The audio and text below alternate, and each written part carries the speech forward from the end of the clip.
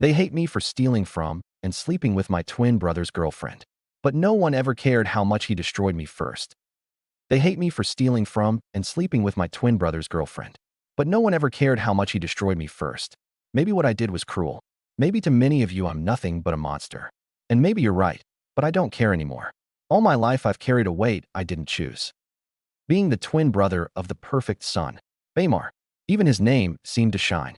For as long as I can remember, he was everything I couldn't be. Charismatic, admired, loved.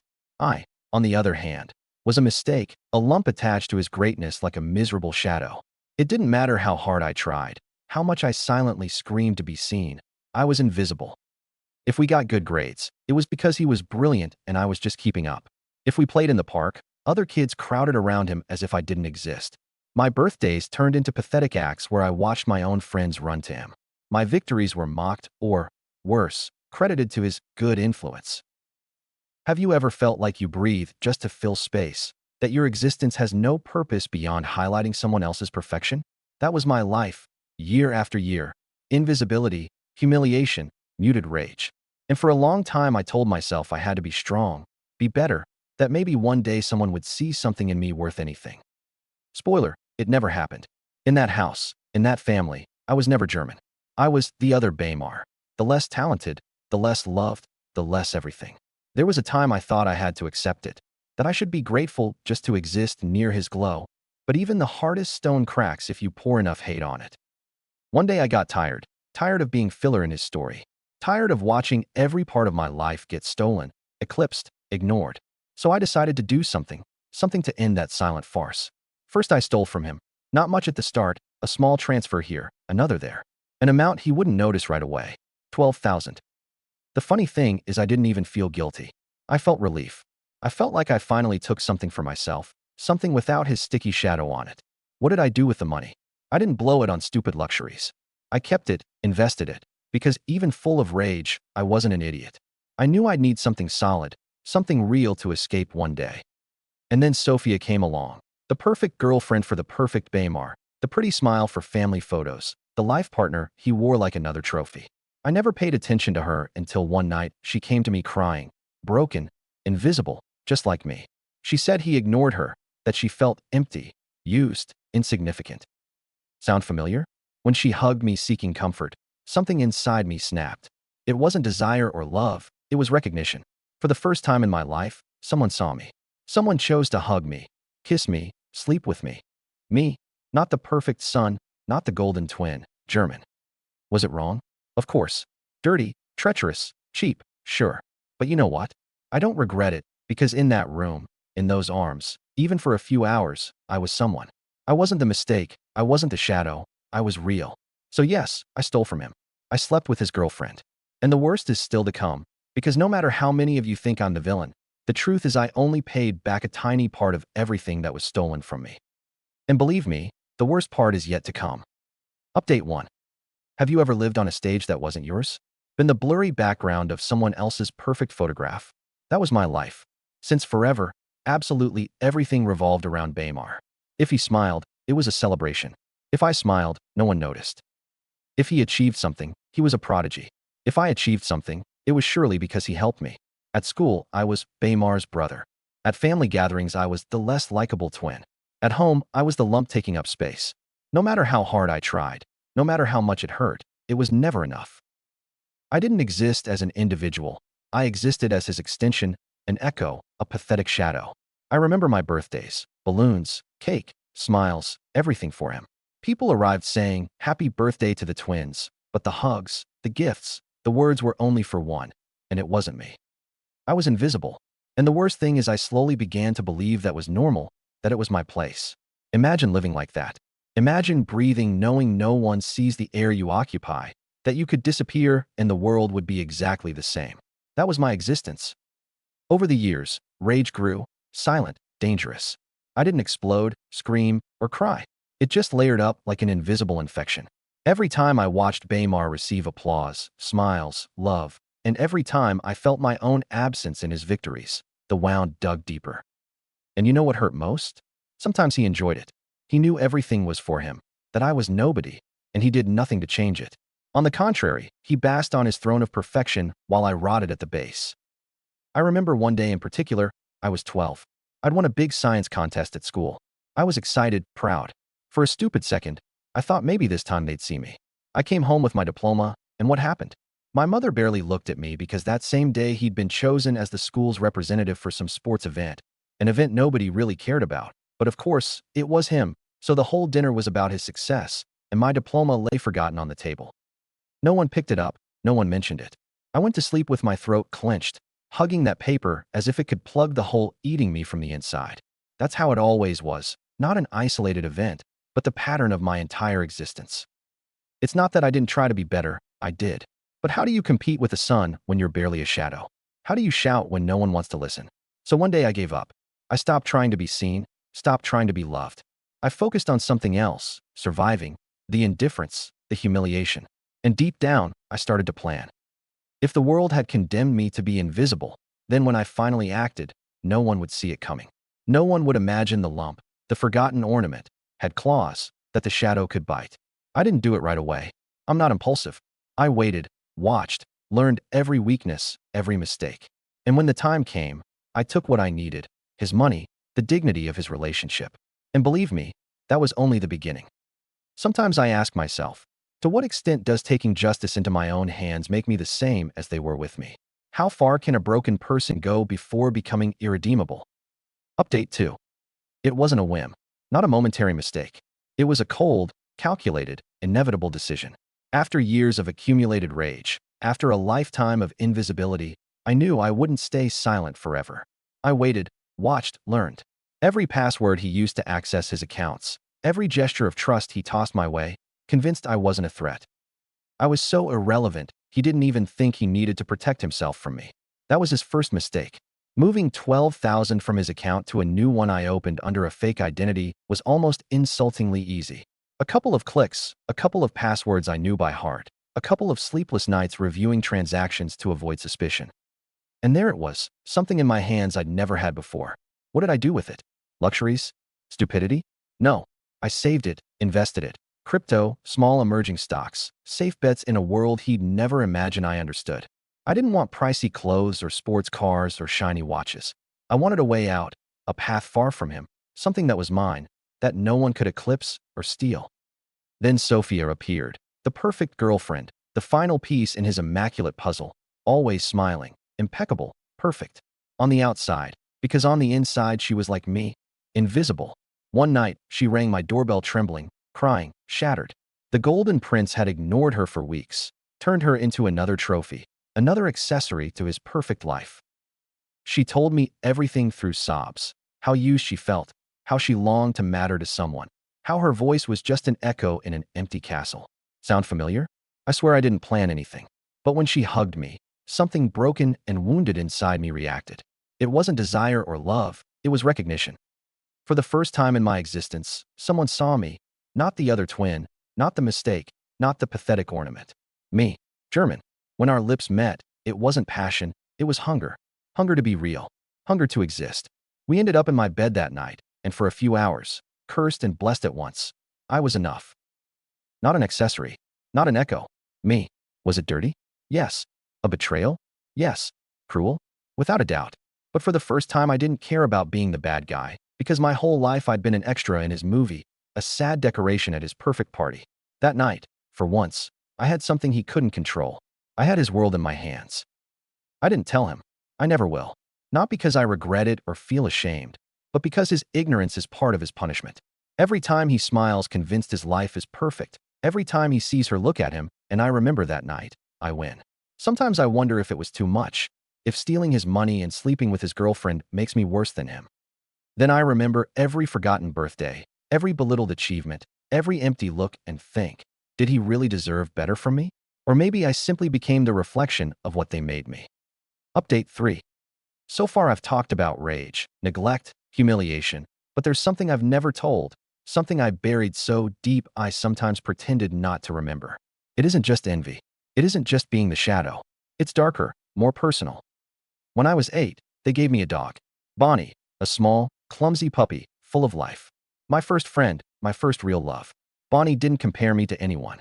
Didn't ask me to be better than Baymar. Didn't look at me with disappointment or indifference. Bonnie just loved me. For the first time, I felt I was enough, worthy of affection. He never understood that. Or maybe he did, and that's exactly why I hate him. I remember the day everything changed. It was a Saturday. Our parents were out. He and I were in the yard. Or rather, he was playing and I was making sure he didn't hurt anything. I saw how he looked at Bonnie that day, how his perfect smile twisted into something else, something cruel. First he threw stones at him. Then he held him too tight. Then, I don't want to go into details. I only know that when I ran to them, Bonnie wasn't moving. He looked at me, shrugged, and smirked.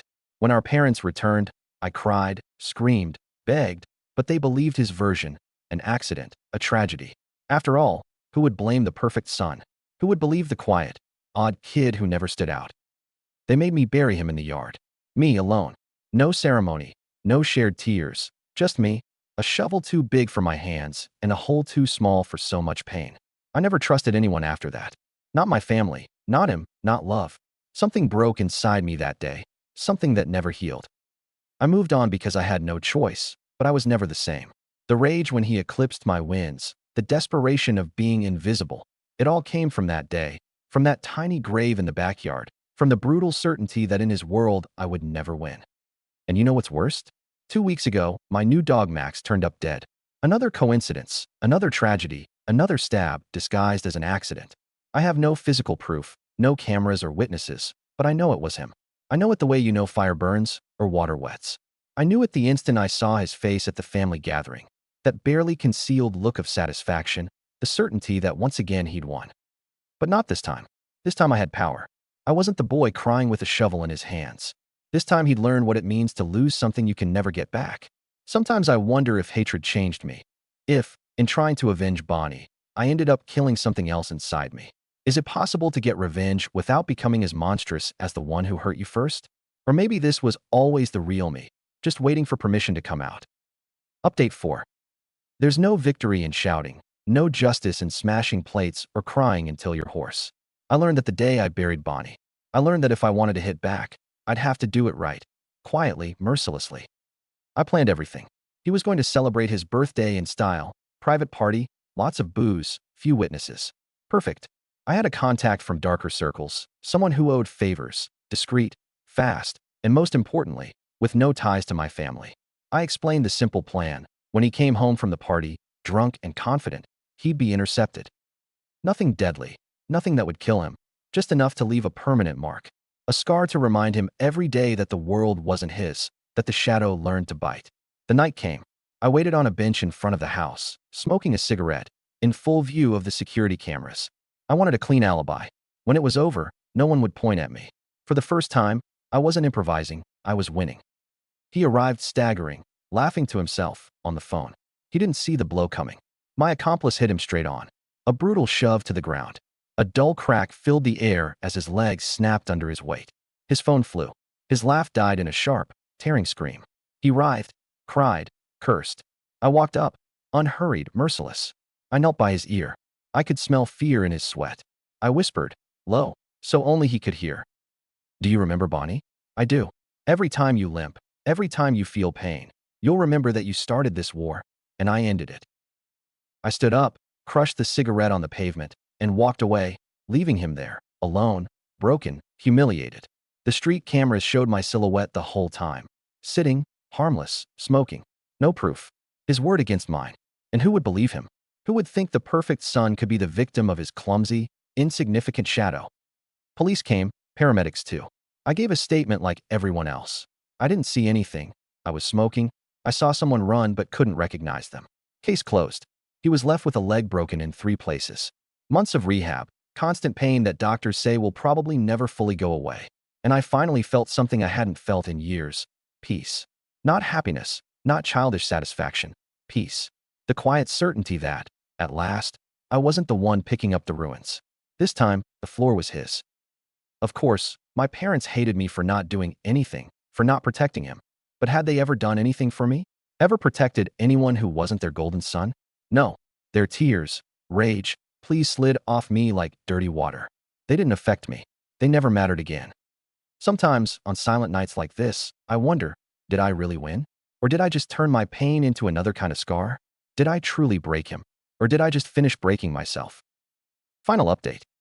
Today he can barely walk without a limp. Every step is a silent confession. Every stifled groan in his damaged muscles is a memory he can't erase. My parents hate me. They don't say it openly, but I know. They look at me with eyes that once ignored and now despise.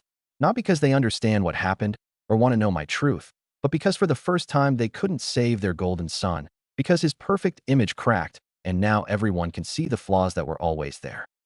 Sophia vanished. After that night, I never heard from her again. No call, no message, nothing. Sometimes I wonder if she keeps the secret, if her silence is guilt or fear or simple indifference. I guess it doesn't matter. She was just another symbol, a proof that for once I, too, could be chosen. I am alone. Not a metaphor. Not melodrama. A fact. The family home closed its doors to me. The friends I never had obviously aren't here either. The extended family keeps uncomfortable silence. And I walk alone through this gray city with the sound of my own steps as my only company. Do I regret it? No. Not taking what was mine. Not breaking something that broke me first. Not collecting a debt of blood and tears. Not turning my pain into a blow they couldn't ignore. But if I could go back, I'd change one thing. I wouldn't have waited so long. I wouldn't have let them kill me alive for years. I wouldn't have allowed his shadow to grow until it covered everything. I would have bitten sooner. Fought sooner. Because in the end, that's what destroyed me most.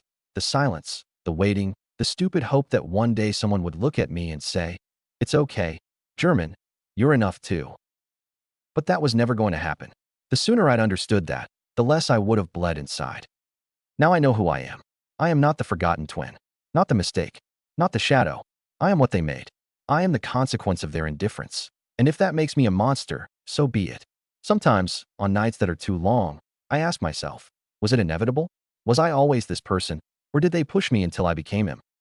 And in those moments, when the silence weighs like a slab, I almost hear Bonnie running free somewhere no one could ever touch him.